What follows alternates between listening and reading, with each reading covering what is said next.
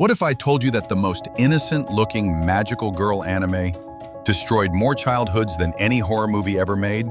We're talking about shows that took everything you thought you knew about magical girls. The friendship, the hope, the happy endings, and turned it into pure nightmare fuel. Today, we're diving into the darkest magical girl anime that left viewers questioning everything they believed about the genre. And trust me, some of these will haunt you forever. I'm going to break down the most psychologically devastating magical girl anime ever created, explain exactly why they traumatize millions of viewers, and rank them by just how much therapy you'll need after watching. From cute mascots that are actually demons to transformation sequences that lead to death, we're covering it all. But be warned, once you know what these shows really contain, you'll never look at magical girls the same way again. Let's start with the biggest question: how did we get here? For decades, magical girl anime meant one thing: young girls discovering inner strength, making friends, and saving the world with the power of love and friendship. Sailor Moon, Cardcaptor Sakura, Pretty Cure, these were feel-good stories about empowerment and growing up. But then something changed. Creators started asking a terrifying question. What if magical girl powers came with a real price? What if the cute mascots weren't actually helpful? What if being chosen as a magical girl was actually the worst thing that could happen to you? This shift created a new subgenre that fans call Dark Magical Girl, or Deconstructed Magical Girl Anime.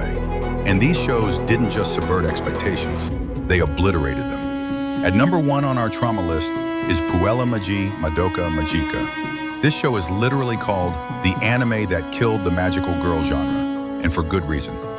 It looks like the most innocent thing ever created: pastel colors, cute character designs, and a fluffy white mascot named Kyubey. For the first 2 episodes, everything seems normal.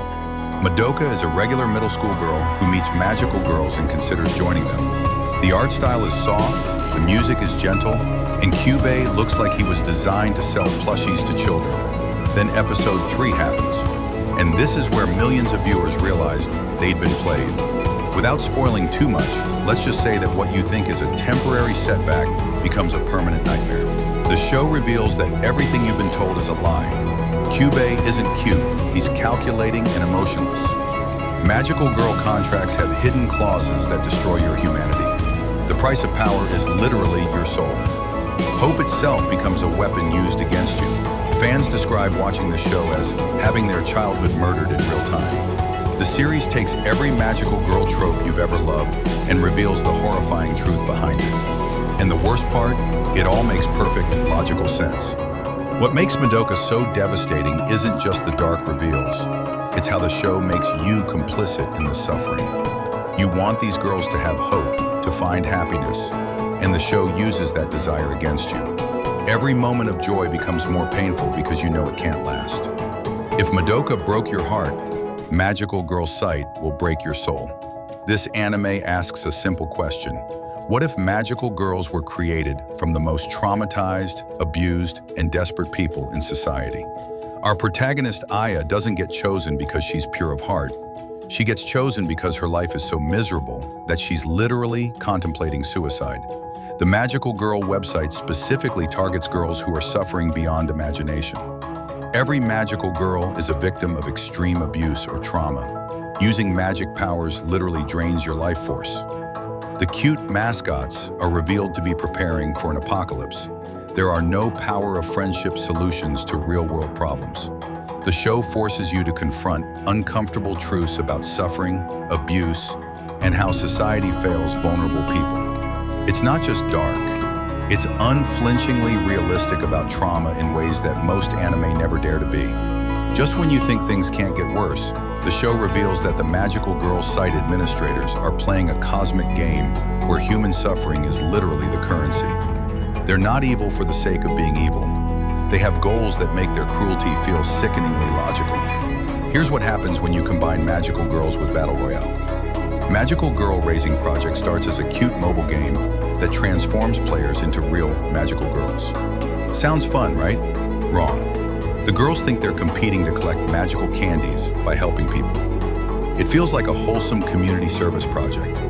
Then the game announces that they need to cut the number of magical girls in half. Suddenly, helping people becomes secondary to survival. The girl with the least candies each week gets eliminated from the game. What does elimination mean? Death. Real, permanent, no resurrection death. And the only way to get more candies is to either help more people or steal them from other magical girls. Friends become enemies overnight. Every kind action might be your last. The cute game mascot Fave treats human death like a game mechanic. Trust becomes impossible when everyone might kill you. What makes this show particularly disturbing is how it shows ordinary girls transforming into killers. These aren't naturally violent people. They're regular teenagers forced into impossible choices by a system designed to break them. The final revelation is that the entire game is a recruitment tool. The surviving magical girl gets promoted to administrator, meaning the cycle of trauma continues forever. The victim becomes the victimizer, ensuring the system perpetuates itself. Wonder Egg Priority tackles the darkest subject matter possible, teenage suicide and trauma. This show doesn't just use darkness for shock value. It's genuinely trying to address real-world issues affecting young people. Ai discovers that by fighting monsters in dream worlds, she can potentially bring back her friend who died by suicide. But each monster represents real trauma: bullying, abuse, societal pressure, identity struggles. Every episode deals with a different girl's suicide and the circumstances that led to it. The monsters are manifestations of real societal problems. The show doesn't offer easy solutions to complex trauma. It forces viewers to confront uncomfortable truths about mental health. What traumatized viewers wasn't just the subject matter, it was how realistically the show portrayed the complexity of teenage mental health. There are no magical solutions to depression, no transformation sequences that cure trauma. Making matters worse, the show's production fell apart, leaving viewers without proper resolution. So not only did it explore incredibly heavy themes, but it left fans hanging without closure, adding another layer of psychological damage. So why do these shows traumatize people more than regular horror anime? It comes down to expectation, manipulation, and emotional investment. Magical Girl anime trained audiences to expect certain things: hope, friendship, happy endings. When these shows violate that trust, it hits harder than traditional horror because you've been emotionally disarmed. Many viewers discovered these shows as children or teenagers during formative years when media has maximum psychological impact. Discovering that your favorite genre can betray you creates lasting emotional associations. Unlike fantasy horror, these shows ground their darkness in realistic emotions and situations. The magical elements become metaphors for real trauma, making the horror feel personally applicable. The cruelest technique these shows use is giving you hope before destroying it. They make you care about characters specifically so their suffering affects you more. These shows didn't just traumatize individual viewers, they changed an entire genre forever. Post Madoka, every Magical Girl anime has to address the shadow this show cast. Traditional Magical Girl shows now seem naive by comparison. New series either embrace the darkness or explicitly reject it. Fan expectations have permanently shifted. Merchandising became complicated when cute mascots might be evil. An entire generation of anime fans now associates Magical Girls with psychological horror. Therapy memes about these shows are everywhere because they genuinely did require some viewers to process trauma. These shows are now studied in media courses as examples of genre deconstruction and psychological manipulation in storytelling. They've achieved a level of cultural significance that goes beyond entertainment.